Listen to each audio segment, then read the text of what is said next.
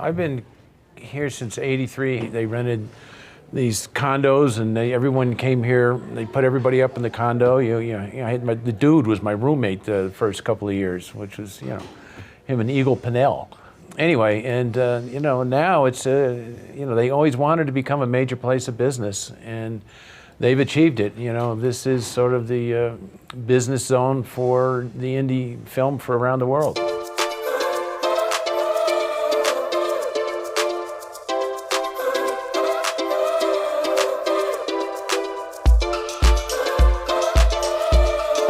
In the beginning, it was, it really was this sort of primordial soup of independent cinema that's become mainstream today. And so it was a place where a lot of people met other people that were making these kind of movies, and back then the unions couldn't work on an independent film, so people who were skilled technicians would come here and meet other people who wanted to make movies, and they'd work on them under a different name.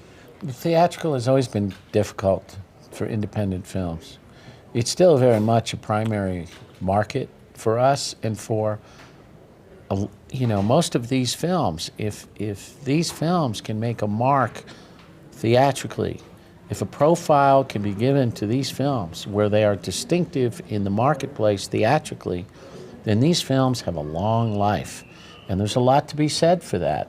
And I don't think it's any more or less difficult than before. It was always difficult. It's just the variables of difficulty are very different, from what they were 20 or 30 years ago.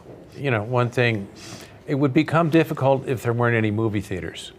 But there are more theaters than ever before that play this type of product. And so if you've got product that responds in the marketplace, those movies have, as Michael said, a profile that is going to be much bigger than if you disappeared onto some pay service where, the most important thing was your subscription fee rather than paying to buy that movie.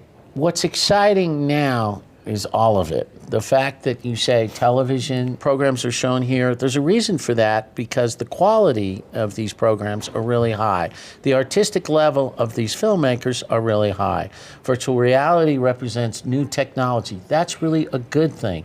These films, what we make that mark theatrically, which is so important and a primary for these films, but what makes life so much more exciting now, all the other media with which these films are shown are also exciting. With the paid television, the free television, the VOD, the streaming, there are just so many different ways in which these films are shown that not only does it make an audience more sophisticated, it allows for these films actually to collect revenue from so many different sources that didn't exist before.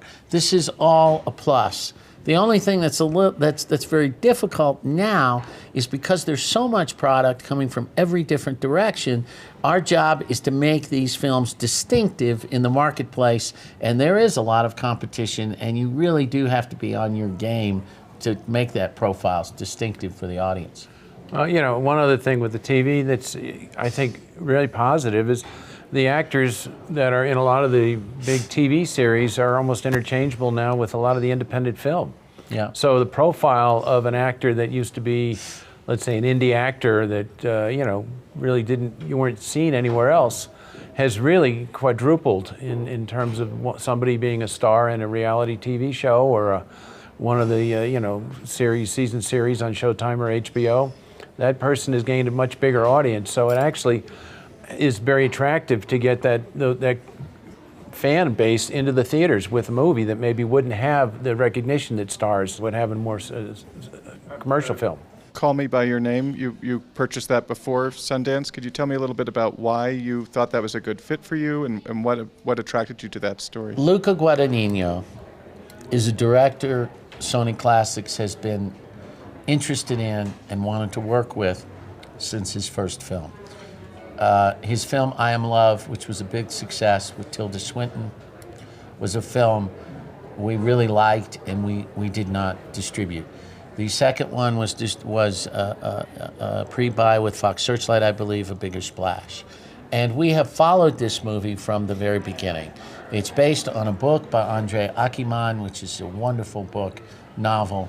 And we saw a few scenes, we read the screenplay, we liked it very much, and we stayed in touch with the producers and the director of this film from the very beginning. And it always felt like a film that belonged with us. It's exotic, it's romantic, it's sensual, it's got texture of Europe, and it really shows off a kind of master in the filmmaking of Luca Guadagnino.